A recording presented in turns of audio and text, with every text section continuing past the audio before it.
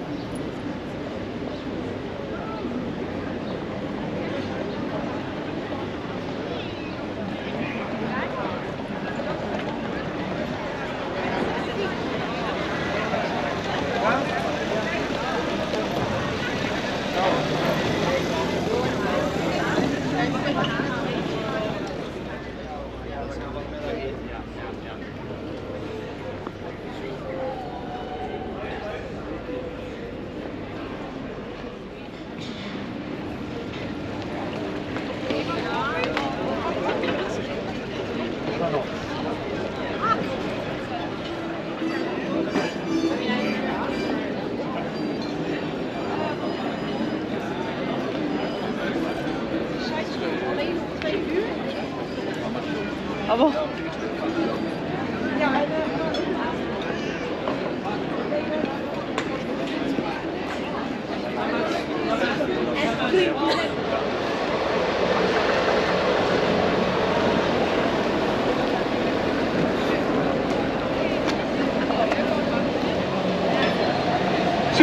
zijn we vertrokken. Het eerste wat ik ga doen is hier na de brug even draaien. Nou, we gaan eerst door onze Gentse graanhaven varen. In de 11e eeuw de tweede grootste haven van Europa. Dus dankzij onze havenkantons hebben we kunnen ontwikkeld tot een zeer rijke, invloedrijke stad in de middeleeuwen. En dat we de dag van vandaag zoveel mooie gebouwen hier hebben. So, welcome aboard. My name is Jordi. Some people call me Sweetheart. Feel free to decide after the boat ride. Now we're going to cruise on the River Lys and the Canal de Leie today. First thing I'm doing, as you can see, turning around, because we're going to go in the direction of Paris. If we keep on following this river in this direction, we'd end up around Paris in 3 days and 186 kilometers. Maybe we'll skip that for today. Anybody wants to hit some stand-up paddle boarders? Now's the time.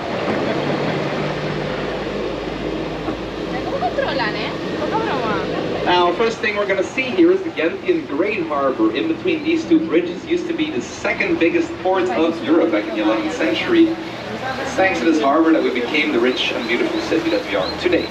First building I can show you is on the left-hand side, the building with the vertical lines, the guild house of the Freemasons, the Vrijmetselaars. And to the left of that building you have the smallest house of Ghent, which is only 1 meter and 40 centimeters wide. Doesn't even fit a double bed in there. So I always figured it must be a very lonely place to live.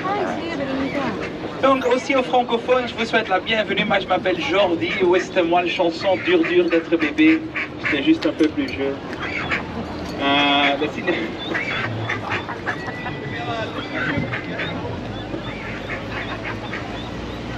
Nous sommes en train de naviguer dans le port de Ghent. Ici, entre les deux ports, c'est le second grand port d'Europe au XIe siècle et après. Et c'est grâce à notre port que les Gantois ont se rapidement enrichis au Moyen-Âge et qu'on a aujourd'hui plein d'architectures magnifiques dans le port. Par exemple, à notre gauche, une promenade entre à travers les époques. Un bâtiment gris construit 1200, un entrepôt de grains suivi par 2 bâtiments du XVIIe siècle, la maisonnette de péage et la maison de corporation de mesureurs de grains. Après l'arrivée du XVIe siècle, la maison de corporation des bateliers, et finalement l'office du poste du XXe siècle, justement le pont à gauche. Dus hier links, kleine wandeling doorheen de eeuwen, beste mensen. Hier is het gebouw gebouwd in 1200, was een graanstapelhuis. Gevolgd door 2 17e-eeuwse gebouwtjes, het tolhuisje, het korenmetershuis, van het 16e-eeuwse gildehuis van de scheppers en tenslotte een 20e-eeuws postkantoor. 5 gebouwen. 8 eeuwen aan cultuur en architectuur, 1 prachtige blik in onze haven van Ghent. So my favorite building of the harbor is here on the left hand side. You can see a ship on top of the door. That's the ship used by Christopher Columbus when he accidentally found America instead of India in 1492. The Santa Maria. And that building is the 16th century guild house of the boatsmen. The last building in front of the bridge is the 20th century post office, which is now actually a shopping mall as well as a hotel. So you can sleep inside the clock tower there, which is inspired by the Big Ben of London. And a room inside will cost you about 360 euros a night in the winter. And in the summer it goes up to 1,500 euros a night. But you'll have a beautiful view of the 3 towers of Ghent. You're going to look at that view from the room, 1,500 euros poorer. You're gonna think, God damn, I wish I would have spent €9 on a boat ride instead, because here in front of the bridge, the three towers of Ghent, ladies and gents. The medieval Manhattan. Furthest tower is the St. Bavo Cathedral, which houses the Mystic Lamb, the famous painting made by the brothers Van Eyck. Central tower is the Belfry, with a golden dragon on top of the tower that breathed fire during the Gentse feasting a couple of years ago. Finally, just in front of us, the St. Nicholas Church, 13th century, used by Napoleon as a horse farm. Here's the picture. De drie torens van Ghent. Les trois tours de Gaulle, le plus éloigné, la cathédrale de Saint-Bavon, où on peut admirer l'adoration de l'agneau mystique, maar ook van de schippersbak en bankiers en prostituees.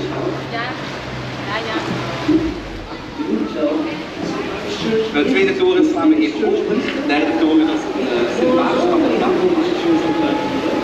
De derde toren is de Sint-Baafskathedraal, waar je het Lam Gods kan aanbidden voor €16. Of je kan gewoon €16 aan bier kopen en hier links gratis het Lam Gods komen aanbidden. Je gaat het verschil toch niet meer zien na zoveel even.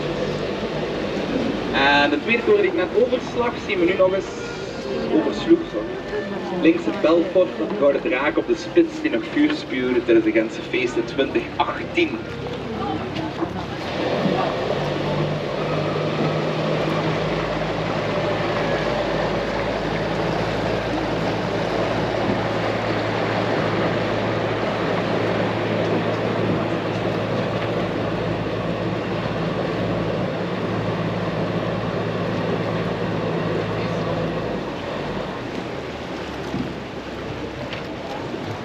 Het prachtige gebouw hier links van ons is trouwens een 13e eeuws klooster van de Dominicanen.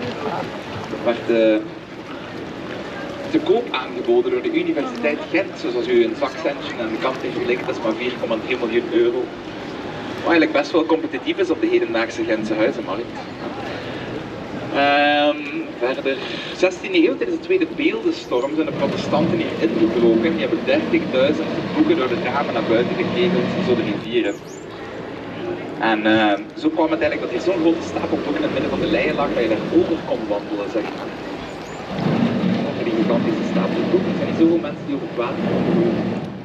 2000 jaar geleden had je NASA het jonge van die nog wel goed. En onze eigen Limburgse Linda Mertens, She Walked on Water, just to good. Here in front of us, this building with the white balcony was the former residence of Hugo Claus, famous Belgian writer who lived here with his girlfriend Sylvia Christel, the actress known for her beautiful body language in the movies Emmanuel 1, 2, 3 and 4. Donc le bâtiment blanche avec le balcon à notre droite, c'était la résidence de Hugo Claus, l'écrivain qui habitait ici avec Sylvia Christel, l'actrice connue pour le long décor magnifique dans la pellicule Emmanuel 1, 2, 3 et 4. Et le grand bâtiment gris à notre gauche, c'est un monastère de dominicains fondé au XIIIe siècle. Tout le complexe est à vendre maintenant pour juste 4,3 millions d'euros, pratiquement gratuit, n'est-ce pas? Mais au XVIe siècle, les protestants étaient en guerre avec les catholiques, le deuxième iconoclasme, et les protestants, ils ont volé la libraire du monastère, ils ont jeté 30 000 manuscrits écrits à main par la fenêtre dans la rivière. Donc on dit qu'on pouvait traverser l'eau sans se mouiller les pieds, juste par marcher au-dessus de la ligne. So the big grey building on the left is a Dominican monastery, 13th century. During the second iconoclasm of the 16th century, the Protestants broke in here and they threw out 30,000 books out of the windows into the water. So they say you could walk on water here in those days. Protestants went pillaging through Flanders during the iconoclasm, and in Ghent alone they destroyed 1 cathedral, 8 churches, 10 hospitals, and 25 monasteries, all burned to the ground or destroyed by the Protestants.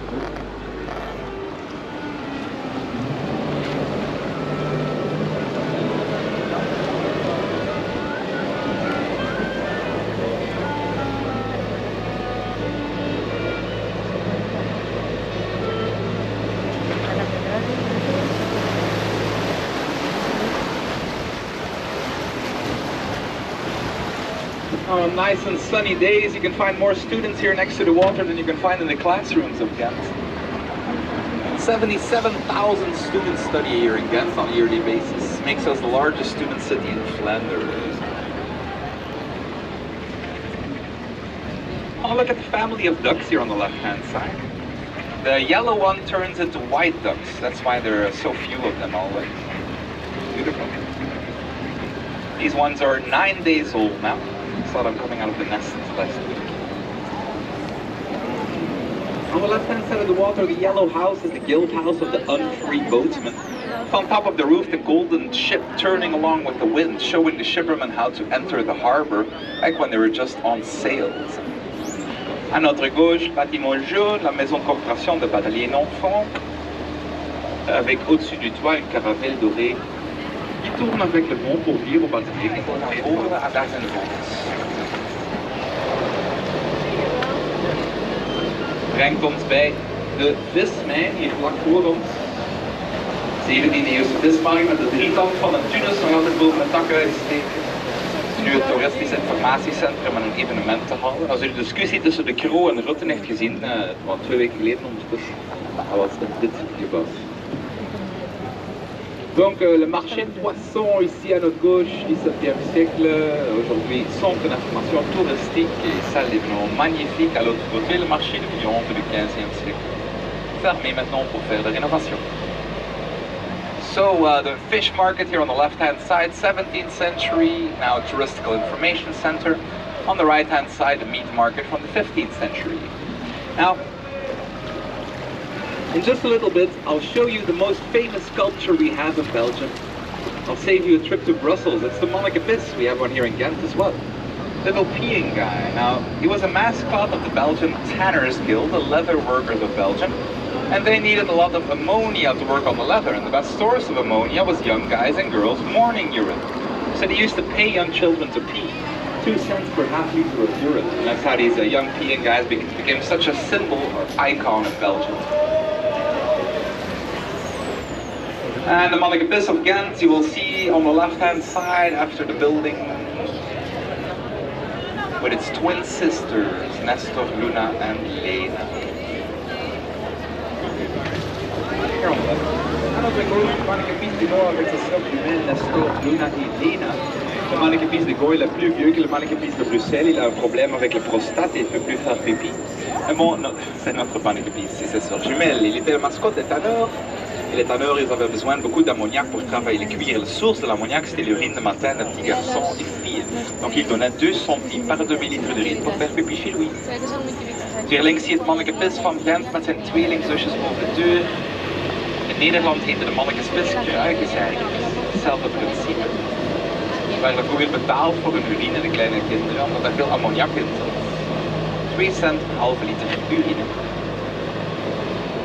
So of course, these young guys, they figured 2 cents per half liter, very well. I'll do this every day. I'll take a bottle of water as well. I throw the water into the urine, I make more money. I'm very smart. But because of that water in the urine, the ammonia wasn't strong enough anymore, so they couldn't really use it anymore to work on the leather. And so the tanners were forced to start checking the quality of the stuff that was brought inside. And so came to be a new job, the pre-taster for the Tanners Guild, who had to actually drink that stuff, see how strong it was. Now this is not a nice job to do, I don't have to explain that hopefully. And these people became very sick from drinking all that urine. They moved away from Ghent, moved away from the job, moved away from Belgium. Ended up in the far north, founded a brewing company called Heineken over there. They've been making money like that ever since.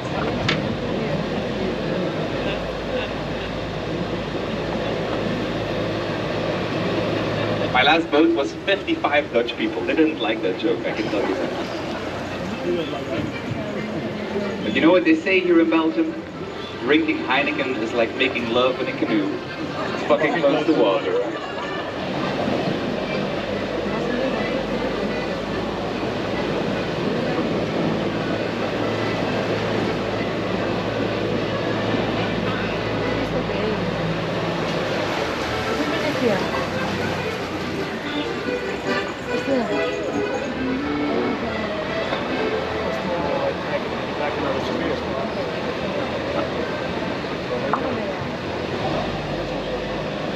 These little gondolas here on the left come from Bangladesh. You can take these for a tour as well. This is without a tour guide though, it's with your own gondolier.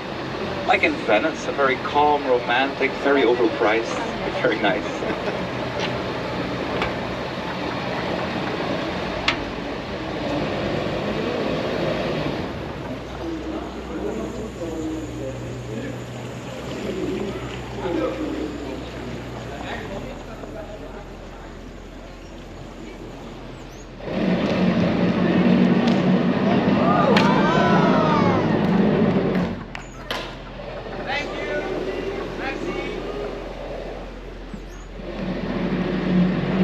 Oké, de lijn is toch de schoonste rivier van West-Europa.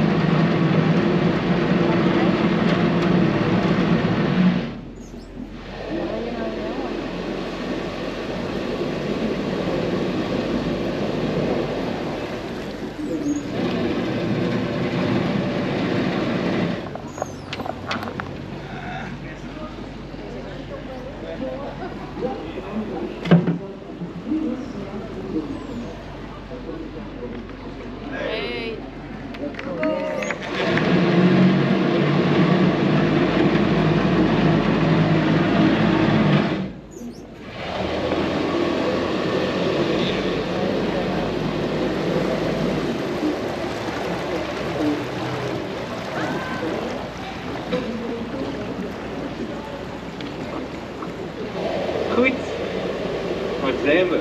De 19e eeuw. Industriële revolutie. Ja, de tweede industriestad van Europa.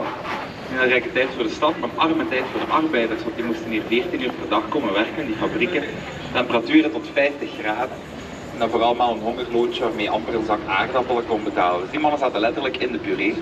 Zijn zich dan ook beginnen te verzetten, aanvankelijk door het gooien van de houten klompen in de machine. En het Frans woord voor zo'n houten klomp is un sabot, dus zo saboteren ze de machine. Daar hebben zich verenigd in een socialistische coöperatieve om op te staan voor hun eigen rechten. Dat was dan de vooruit, de basis van het Vlaamse socialisme. Nous trouvons dans le quartier de la révolution industrielle 19e siècle.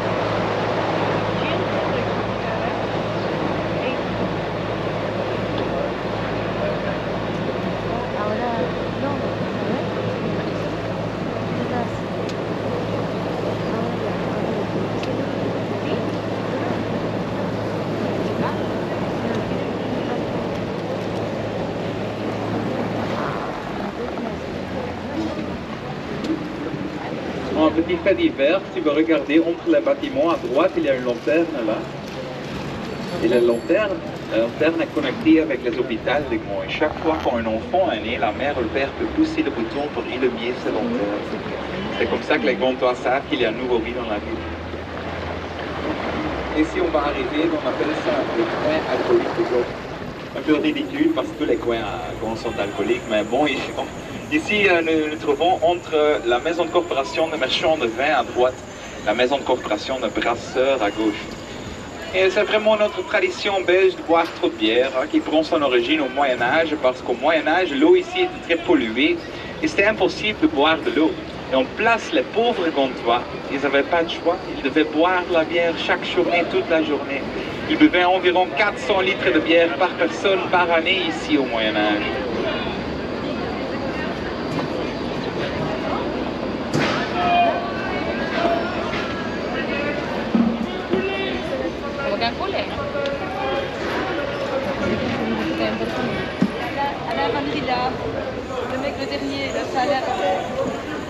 This sport is supposed to be stand-up paddleboarding.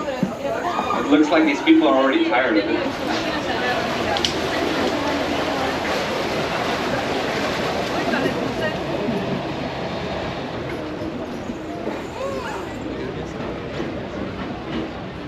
Everybody knows Belgians love their beers. Now back in the Middle Ages the water here was so dirty and polluted that it was actually healthier and cheaper to drink beer than to drink water. And so the average Ghentian in the Middle Ages drank about 400 liters of beer a person a year. So you can imagine the brewers, they were stinking rich and they were going to build the biggest church in Ghent with the highest tower of Belgium. After 200 years of building they realized, oh, we don't have any money left and the church isn't finished. That's why in the distance you can see a church with a half tower. It's supposed to be 134 meters high, but they only made it halfway through.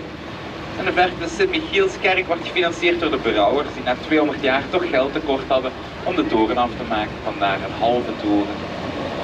We gaan nu de Lieven opvaren, een kanaal met de hand gegraven tot een bruggen in de 13e eeuw. 40 kilometer met de hand gegraven. En meteen links de enige overblijvende houten gevel van Gent, 16e eeuws gele kamp. Een tijd toen alleen steenrijke mensen stenen huizen konden betalen. Le seul façade en bois qui nous reste à Ghent du XVIe siècle se trouve ici à notre gauche, un bâtiment jaune. La plupart de la ville était construite de bois au Moyen-Âge, sauf les très riches, ils avaient une maison de pierre. So the only remaining wooden house of Ghent here on the left-hand side, 16th century. Now in these days, only the stinking rich people had stone houses. That's why in Dutch we say stone rich. I'll wait here for a second for my colleague to pass.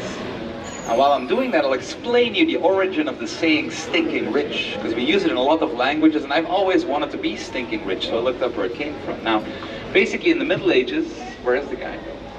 You could give money to the church to forgive your sins, and if all of your sins were forgiven, so if you had paid enough money, you were basically a saint again. And these people that had given a lot of money, they were considered saints, so they were not buried in the cemetery with the regular folk, but underneath the church, in the crypts of the church. So you had all of these rich people buried underneath the crypts of the church. And according to the stories, you could literally smell those bodies when you went to church on Sunday. So you could literally smell the stinking rich people when you went to church, and that's why they started saying stinking rich.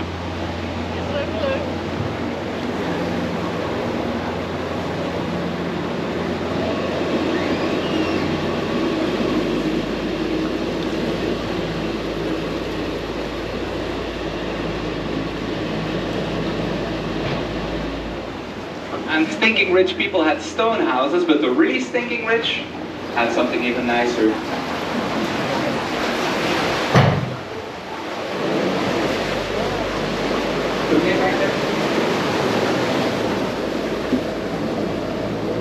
Like the Castle of the Counts, built in 1180, this was a residence of Count Philip of Elsass.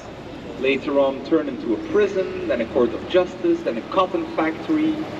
Now a museum of medieval torture equipment is located here.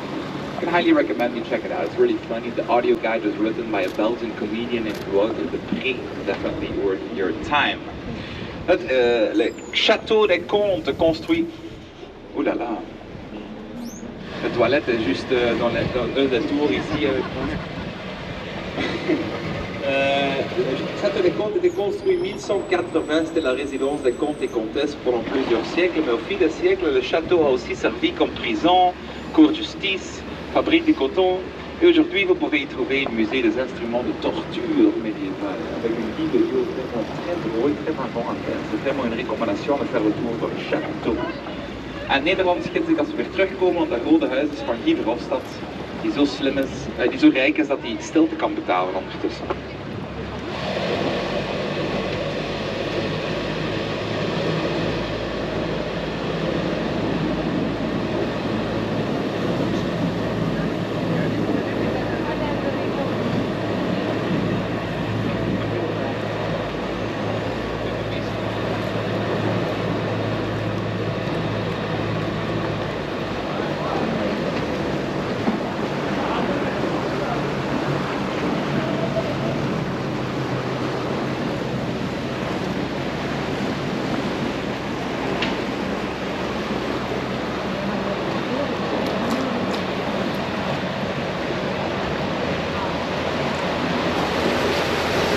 Les ponts de décapitation.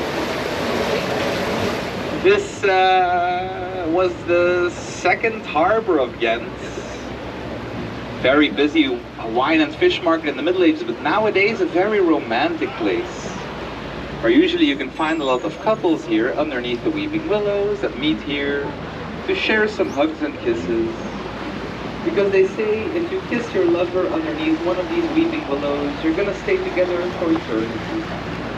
But I tried that 3 times and it doesn't work, unfortunately. De tweede haven van Gent, de Lieve Kaai. De funkstand dat, hè? Zeg je dat? Lieve Kaai, als een wijn- en vismarkt, nu een heel rustig romantisch plaatsje. Rechts van het water kan u bidden naar de heilige Rita van de hopeloze gevallen. Augustijnenklooster. Voilà le deuxième port de Ghent qui est la Lièvre, une marché de vin et poissons Moyen-Âge. Aujourd'hui une place romantique et tranquillité, plus fréquentée par les couples. Et à notre droite, un monastère évidemment des Augustins. Au XVIIe siècle, c'est encore en place de pèlerinage, vous pouvez prier à la Sainte Patronesse des cas désespérés. Ça c'est peut-être la raison qu'on a encore plein de visiteurs au monastère, plein de cas désespérés à Ghent.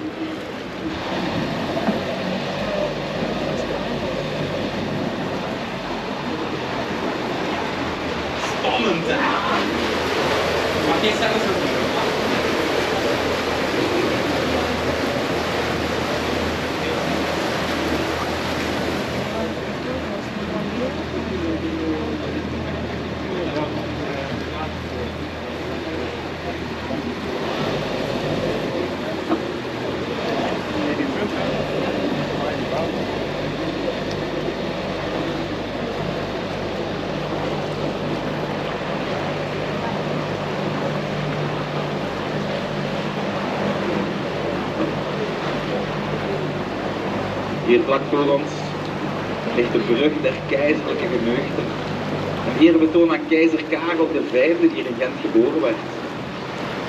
Aardslelijke baby. We noemen die in Gent de schepmolen, betekent een kind zoals een schop. Dus generaties inteelt natuurlijk. Als ik getrouwd met zijn eigen nicht, kind. Genoeg over het liefdesleven van keizer Karel. Hij was een koning van Spanje. 8-jarige leeftijd al, sprak geen woord Spaans. Maar ze noemden hem Carlos, dus dat was oké. Later ook nog eens keizer van het Heilig Roomse Rijk, waar de zon nooit onderging. Een territorium van Spanje tot Noorwegen tot Zuid-Amerika. Gigantisch groot rijk. Fascinerende man, keizer Karel. Le pont qu'on a juste passé est appelé le pont de plaisir impériaux. C'est un hommage à l'empereur Charles Quint, qui était né ici à Ghent 1500. Donc toutes les sculptures de notre mur à son vie, toujours en train de ses activités préférées, c'est faire de la guerre ou faire de l'amour. Charles Quint, il avait un empire où le soleil ne se couche jamais, un territoire d'Espagne jusqu'à Antwerp, des colonies au sud d'Amérique. On dit aussi que Charles Quint avait 27 enfants avec 17 femmes différentes. Imaginez-vous 17 belles-mères. Ouh, pas un cadeau. Bon, Charles Quint était né dans un palais situé à gauche du canal appelé le Cour des Princes. Malheureusement, le palais a fut démoli au 19e siècle pour faire place à la fabrique de textile. La tour noire et rouge à ma gauche maintenant, c'est le seul vestige qui nous reste de Paris. Et la porte d'entrée. And in English as we go back in the other direction. First, I want to show you to my good friend. You will see past the bridge on the right somewhere. His name is Michelangelo, lives here with his 3 brothers.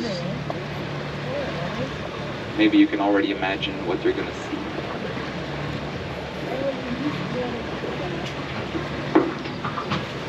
If he's here, that is. He was here just an hour ago. Maybe he went underneath. Now there's a turtle who lives here, but unfortunately he seems to be gone. I'm sorry for that. It was going to be the highlight. Oh no, he's there. Way in the back. I'll see on the way back. Highlight of the tour. What did you see again? The turtle. Nice.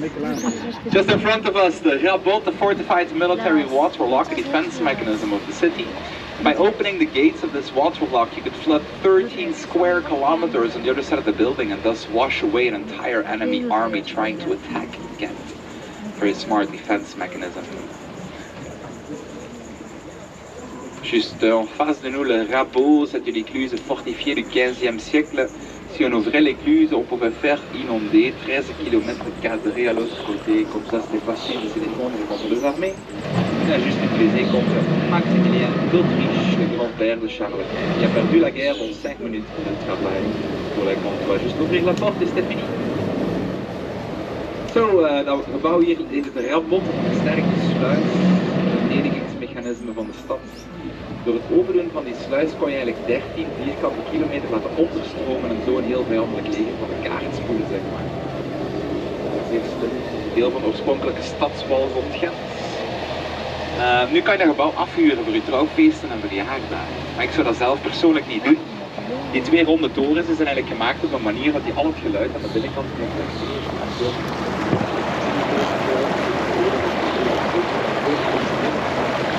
Mijn familie.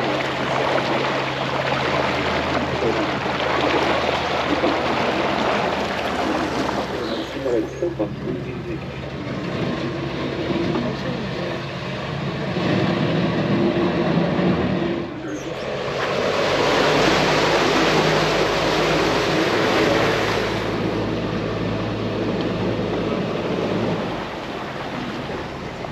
Anybody got a slingshot? Hate these things. Ja, ja.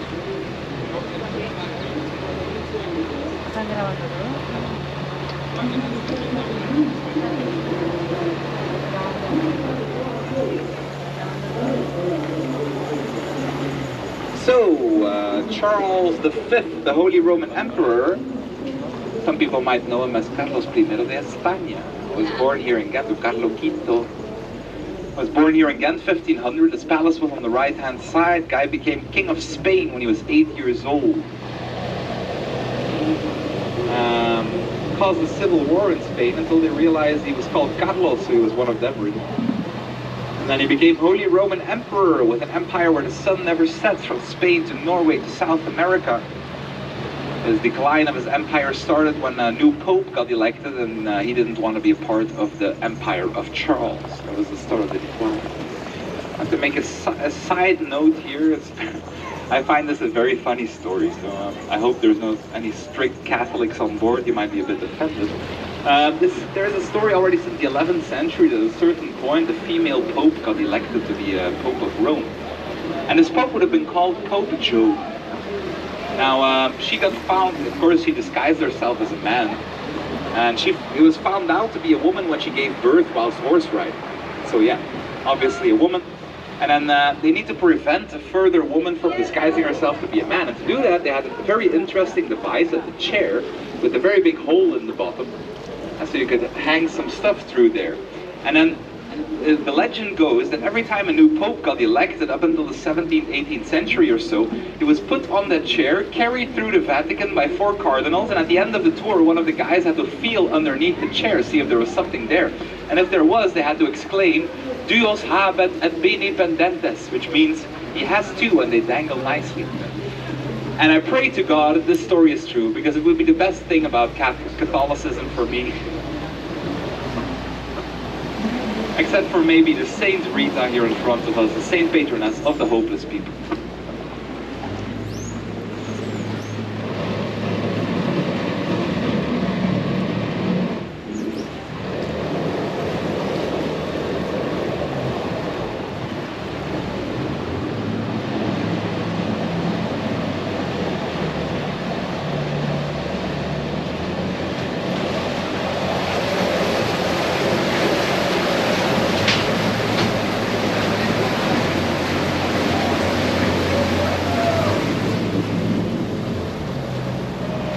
I get that you're afraid after the last bridge, but this one I got it.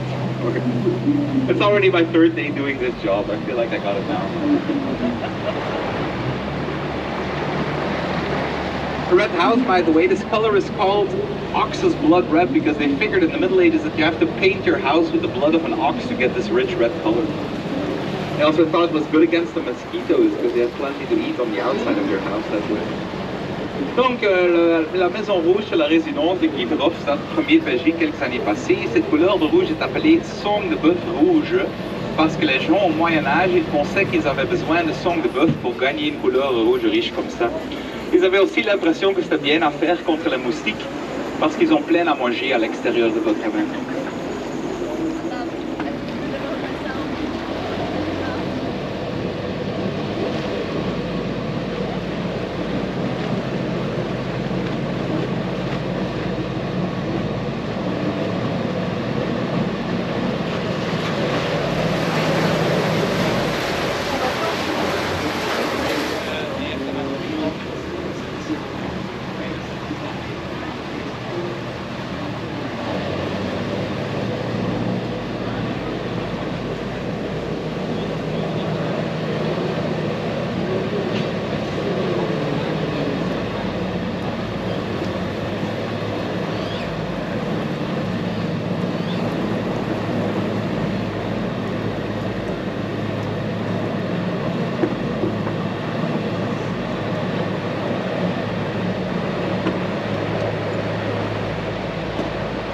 We hebben de rode loper voor jullie uitgehangen op het Gravensteen vandaag. Normaal gezien hangen die vlaggen daar niet.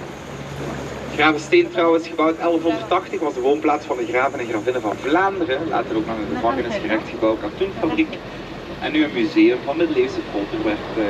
Heel leuke audiogids van Wouter de Pre. Je gaat zien als je dat museum binnenloopt, dat zijn er vergeetbloemen op. Als er vroeger mensen in gooiden, maar nu gooien ze daar muntjes in. Zoals in de Trevi-fontein in Rome, wens. In 1994 hebben ze een man gearresteerd die had zijn 7-jarige zoon aan een touw vastgebonden, in die put laten zakken om al dat geld daaruit te halen. Hij had 2000 Belgische frank in zijn zakken zitten, maar hij heeft daar 2 maanden voor in de gevangenis gezeten. Geen goede deal. One more story I'd like to tell you about this castle is that it got stormed and taken over 3 times in the course of history. The last time, 16th of November 1949. The castle got taken over by 130 Ghentian students. The students were protesting because the price of the beer had gone up overnight from 3 francs to 4 francs. They didn't like it, so students jumped inside. They were throwing tomatoes and eggs at the police officers trying to get them off of there. Which made the international news because in the New York Times in America the headline was "The Ghentian students are the bravest in the world, and they're not even Americans."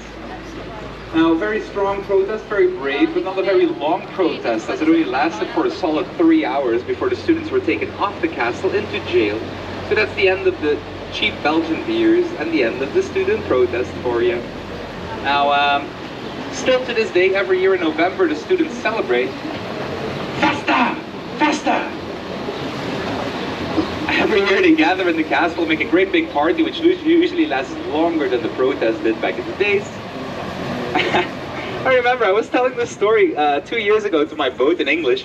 I have this guy in the middle of the boat, 89 years old, gets up. I was there! I remember!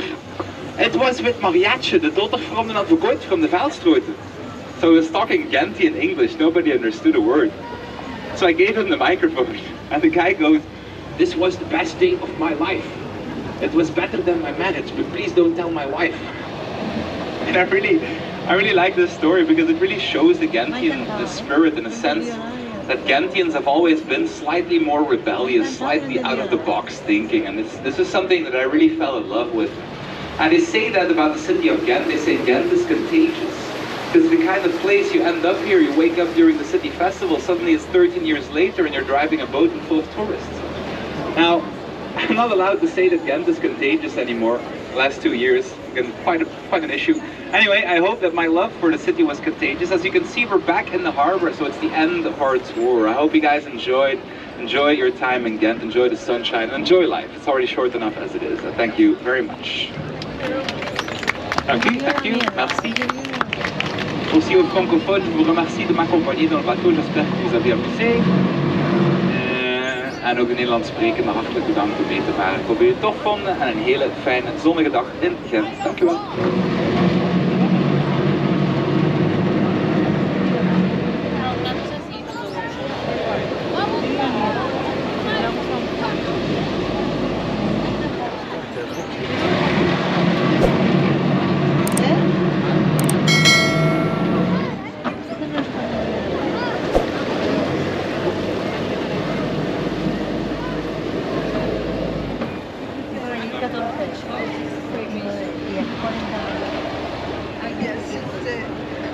Y me ha parecido